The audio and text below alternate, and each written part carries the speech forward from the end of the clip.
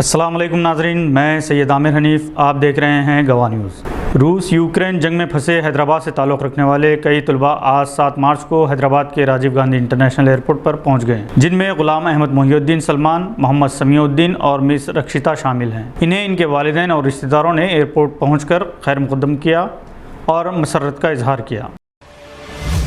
तेलंगाना हुकूमत ने माली साल 2022-23 के बजट में अक़लियतों के लिए 1728 करोड़ रुपए मुख्तस करते हुए 122 करोड़ रुपए का इजाफा किया। हुकूमत तेलंगाना ने हैदराबाद के पुराने शहर को मेट्रो से जोड़ने के लिए 500 करोड़ रुपए मुख्तस किए। इसके अलावा हैदराबाद मेट्रो रेल प्रोजेक्ट के लिए 1500 करोड़ रुपए और एयरपोर्ट से मेट्रो को जोड़ने के लिए 500 करोड़ रुपए मुख्तस किए गए। हैदराबाद मेट्रो की तोसी के लिए तमाम इक़दामात व मुराद से मुताल्लिक़ L&T हैदराबाद के साथ मुशावरत जारी है। ये बात हुकूमत तेलंगाना के वज़ीर ख़जाना टी हरीश राव ने असेंबली में बताई। इन्होंने कहा कि पुराने शहर के आखिरी 5.5 किलोमीटर को मेट्रो रेल प्रोजेक्ट से जोड़ने के लिए कई रुकावटें थीं। पुरानी व आसार ख़दीमा की इमारतें और इबादतगाहों की वजह से काम शुरू नहीं हो पाया था। दरअसल कोविड-19 ने मेट्रो रेल के मंसूबे को शदीद नुकसान पहुँचाया। इन्होंने कहा, ताहम हुकूमत पुराने शहर के हिस्सों तक खिदमात की तोसी के लिए रियायत दहिंदों से मशवरा कर रही थी। तेलंगाना कानून साज असेंबली से बीजेपी के तमाम अरकान पूरे सेशन तक मअतल कर दिए गए। मअतल होने वालों में इटिला राजेंद्र, रघुनंदन राव और राजा सिंह शामिल है। इन तीनों को स्पीकर पूजाराम श्रीनिवास रेड्डी ने मअतल कर दिया। इन्होंने कहा कि मअतली बजट सेशन के अख्ताम तक जारी रहेगी। वज़ीर टी श्रीनिवास यादव ने एक करारदाद पेश की कि बीजेपी के अरकान बजट तकरीर में मुदाखलत कर रहे हैं, इन्हें मअतल कर दें। फ़लस्तीन में हिंदुस्तान के सफ़ीर मुकुल आर्या की मौत हो गई। वो रामला में वाक़े हिंदुस्तानी सिफारत खाने में मुश्तबा हालत में मुर्दा पाए गए। वज़ीर ख़ारिजा S जयशंकर ने मुकुल आर्या की मौत की तस्दीक की।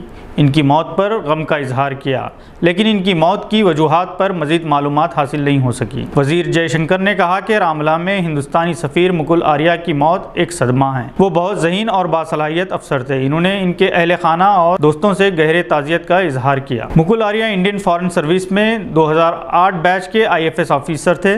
इन्होंने दिल्ली के JNU और दिल्ली यूनिवर्सिटी में तालीम हासिल। काबुल, मास्को में हिंदुस्तानी सिफारत खाने और दिल्ली में वज़ारत ख़ारिजा में खिदमत अंजाम दे चुके। इन्होंने पेरिस में यूनेस्को में हिंदुस्तान के मुस्तकिल मिशन में भी खिदमत अंजाम दी।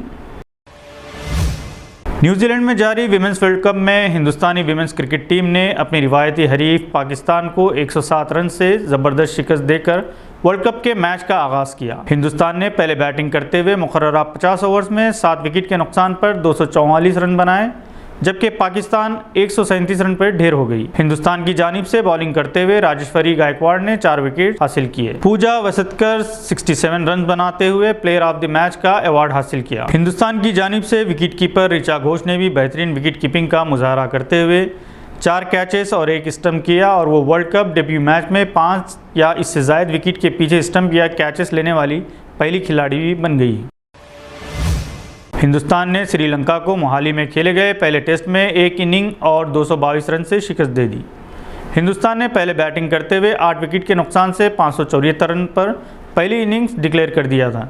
जवाब में श्रीलंका की टीम पहली इनिंग्स में 174 रन और दूसरी इनिंग में 178 रन ही स्कोर कर सकी।